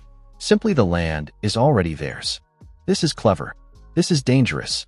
This is slow but irreversible. How long does it take for 1 post to change enough land? Kai asked Vane. I don't know. I've never seen anything like this. Pause. But what I felt, the post has been standing for a long time. A very long time. 100 years ago a scout from their side came, said Kai. Dar saw it. They all understood at the same moment. That's when they planted it, said Gore. Possibly. 100 years. Possibly. Silence. We need to destroy the post, said Sarah. Practical. Military. We need to first find out how many there are, said Kai. We destroy one, they plant 10. And they don't know that we know, added Gore. Not yet. Not yet, Gore repeated. That scout at night, he might have felled us not just randomly. Maybe through the posts. A network. Kai looked at him. Vane, he said. Can you sense how many posts are within range? Vane closed his eyes. He stood for a long time. Difficult, he said at last. Their aura interferes with hearing clearly. Pause. But I feel several. Not one point. Pause. Many points. Direction. Everywhere, said Vane quietly. Ahead, behind, on all sides. He opened his eyes. We're inside. Silence. Inside the network, said Gore. Yes. They can already hear us through it. Maybe, said Vane. I don't know precisely. But it's possible. Gore looked at Kai. Kai thought quickly. If they hear us through the posts, we need to leave now. The 5 at the post will respond. There may be others nearby. But leaving empty-handed means they don't know that we know. That's an advantage. It needs to be preserved. We leave, said Kai. Right now? Without tracks as much as possible. Rek knows how, said Gore. Then Rek leads. Fast. Gore nodded to Rek. He was already turning around. They moved fast, almost running. Rek chose the path over stone, along streams, skirting soft ground where tracks remain. Kai followed precisely, step for step. An hour later, the border. They crossed. The land came alive underfoot. Gore exhaled, physically. Sarah lowered 2 of her arms. Vane closed his eyes for a second. Relief. Kai stood. He felt the land recognize him again. Warm, dark. Alive. If this disappears, he thought. If their posts replace this land with their own, everything will disappear. Not just Gore's clan. Everything. He looked east. White forest. Pale light. Quiet. We move away from the border, said Gore. We'll talk at the clan. They walked. They returned by the evening of the 3rd day. Dar was waiting. As last time at the hearth. As if he hadn't left. Kai told everything. Evenly, in order. The tracks, the 5 at the post, the aura in the ground, the network of points, Vane inside the network. Dar listened without interrupting. He looked into the fire. When Kai fell silence. Long. 100 years, said Dar at last. Yes. So that scout back then wasn't just watching. He was planting. Or preparing the site, said Kai. Yes. Dar thought. 100 years. He repeated it quietly, to himself. He was going through something in his memory. I thought I had seen a scout. I reported it to the elders then. They decided it was curiosity. That they had left. Pause. They were wrong. Everyone was wrong. There was no information. Now there is. Yes. Dar finally raised his eyes from the fire. He looked at Kai. You understood what this means, he said. They're remaking the land. Not military conquest, slow preparation. When the land's aura becomes theirs, they will come as if coming home. Pause. And this has already begun. 100 years ago. How much have they managed, said Dar. That's the question. Vane felt many points. Vane feels as much as he can feel. There may be more. Yes. Silence. What do we do with this, said Kai. Dar looked at him. That is my question to you, said the elder. To me. You are the channel. Dar spoke slowly. I explained, the channel doesn't copy. The channel passes through. Pause. I am old. I see the problem. I don't see the solution. That's not mine. He looked. You are young. You have been on both sides. You see what I don't see. I haven't seen their land from the inside. I don't know how the posts work on a deep level. No, Dar agreed. But you asked the right questions. Pause. That's the first thing needed. Kai thought. For a long time. The fire crackled. Gore sat by the wall in silence, waiting. The posts don't destroy our aura, said Kai slowly. They add theirs. Slowly they displace it. He thought. What if we add ours faster than they add theirs? Dar watched. Explain. The post pumps their aura into the land. Rhythmically, constantly. One post slowly, but constantly. Kai was formulating. The channel passes through. The land accepts me. If I walk on this land and the land hears me, that is also pumping. Our aura. Through me. Pause. But how fast? One person, said Dar. One channel. Against many posts. He thought. Not fast. But if we understand how the post works, we can make our own. Silence. Our own post. Dar repeated. Our post. One that pumps our aura into a place where their post is already working. Kai looked at the elder. Is this theoretically possible? Dar was silent for a long time. Theoretically, he said at last. No one has done it. Because no one had seen their posts before. Pause. To make our own, you need to understand how theirs works. We need to go back and study the post, said Kai. We need to go back and take it, Dar corrected. Or a part of it. That's harder. They're nearby? Yes, Dar agreed. But without that, the theory will remain theory. Kai looked at the fire. Go back. Take the post. With 5 of them guarding it. In land that suppresses the aura. Interesting, he thought. And again, not fear. Simply a task. That needs to be solved. We need a different group, he said. Vane is essential. Rek. And someone else who knows how to work with objects understand what the post is made of. ARR, said Dar. Do you know him? No. You'll get to know him, said Dar. He's a materials expert. The only one in the clan who'll understand what it's made of. Good. When? Asked Gore from the wall. Kai looked at him. Soon, said Kai. Give them a week. Let them think we left and won't come back. They might move the post in a week. They won't move it, said Kai. It's been standing for 100 years. They don't know we saw it. Pause. They won't move it. Gore thought. He nodded. Dar looked at Kai with that expression Kai had learned to recognize over 5 years of studying under him. Not pride, thought Kai. Something like it. But more restrained. Recognition. The channel is opening, said Dar quietly. I watched you think just now. Pause. Before anger led. Now something else. What else? I don't know what it's called in your language, said Dar. In ours, Vretke. One who sees the land beneath what is visible. That is the second meaning of my name, said Kai. Yes, said Dar. That is exactly why I gave it.